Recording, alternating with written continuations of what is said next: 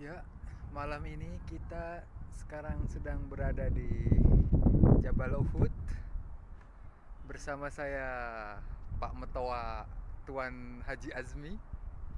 Dia sedang mencoba untuk mendaki Gunung Uhud, dan di sebelah saya ada Tuan Haji Jainuddin dari Lombok yang mencoba untuk mendaki Gunung Uhud.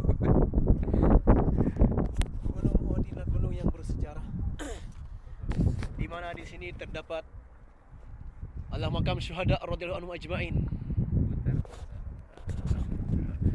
70 orang syuhada telah meninggal dalam rangka mempertahankan agama Islam.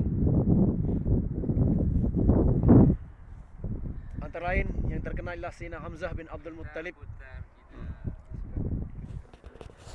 Ini di sebelah sana adalah makam Sayyidina Hamzah bin Abdul Muttalib, dan juga Abdullah bin Jahsi, Mus'ab bin Umair, dan di sana juga ada 63 syuhada. Yang di bawah kayak ini adalah Jabal Rumat, tempat 50 orang pasukan pemanah yang dipimpin oleh Abdullah bin Zubair radhiyallahu anhu ajma'in. Tapi karena ada kesalahan mereka sehingga Allah memberi teguran berupa kekalahan. Ya, ini mereka tidak mengindahkan daripada kata Rasul sallallahu alaihi wasallam. Padahal Rasulullah SAW merintahkan mereka agar jangan turun apapun yang terjadi sebelum Rasul sallallahu alaihi wasallam merintahkan mereka turun. Tapi rupanya adalah kemewahan dunia yang mereka lihat, harta ganimah, maka segera saja pasukan pemanah ini 40 orang pasukan pemanah turun, sementara 10 orang masih tetap berada di atas Jabal Rumat, Jabal pemanah ini. Maka seketika itu Khalid bin Walid, semasa itu belum masuk Islam, masih musyrikin, mengambil arah muter untuk menghabisi daripada pasukan pemanah ini, sehingga habislah semua. Maka dari itu pasukan muslim menjadi kocar kacir.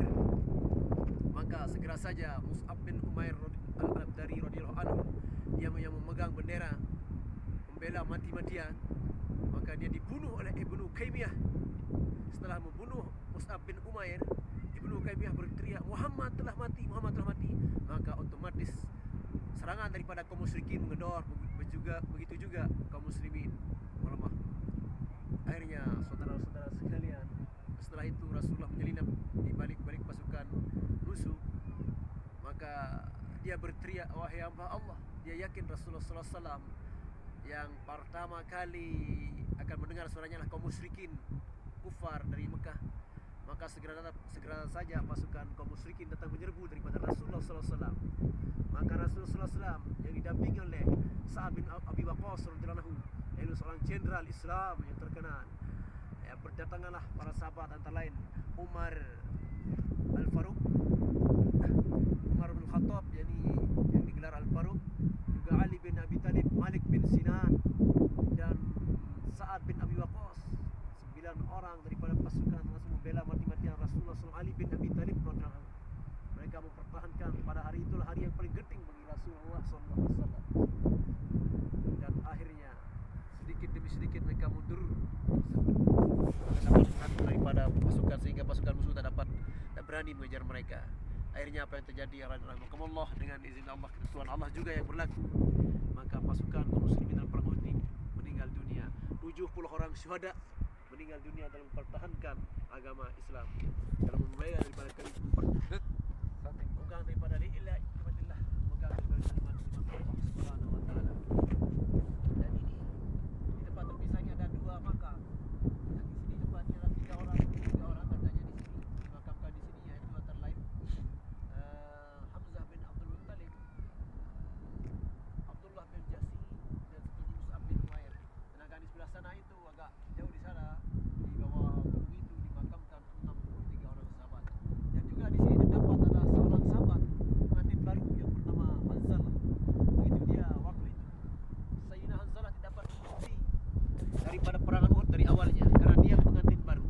Begitu dia mendengar kabar kekalahan kaum muslimin di medan Uhud, maka serta merta dia langsung melompat dari istrinya, mengambil pedangnya, lalu berhamburan menuju ke Uhud, sehingga dia dalam keadaan junub, tak sempat mandi junub. Begitu dia terus merangsek musuh, akhirnya dia sabilullah terbunuh. maka Rasulullah SAW istrinya menceritakan bahwa Hanzalah dalam keadaan junub. Takbir semua. Maka Rasulullah SAW melihat daripada titisan-titisan rambut kalau Hanzalah udah di akhir itu yaitu tetesan-tetesan takbir air semua. yang menitik. Dia salah seorang sahabat yang digelar oleh Rasulullah SAW yang Ghasilul Malaikah, sahabat yang dimandikan oleh malaikat.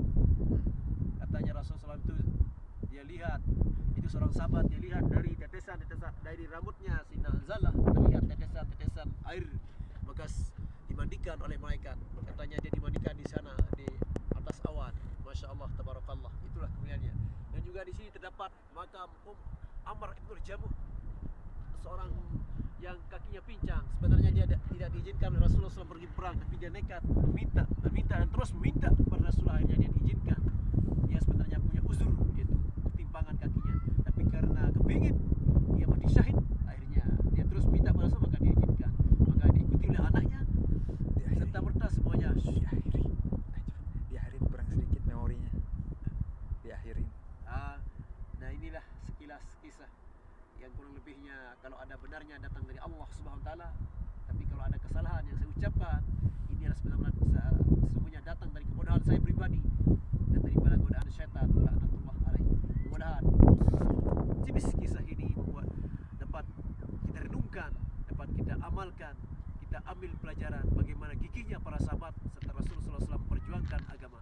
Semoga Allah Subhanahu wa taala memberikan kita kekuatan, meridai mereka semua, jadi radhiyallahu majma'in, al-rida kepada mereka dan memberikan ganjaran pahala di surganya. Subhanallah bihamdihi, subhanakallah bihamdika, asyhadu an la ilaha illa anta astaghfiruka. Assalamualaikum warahmatullahi wabarakatuh. Waalaikumsalam warahmatullahi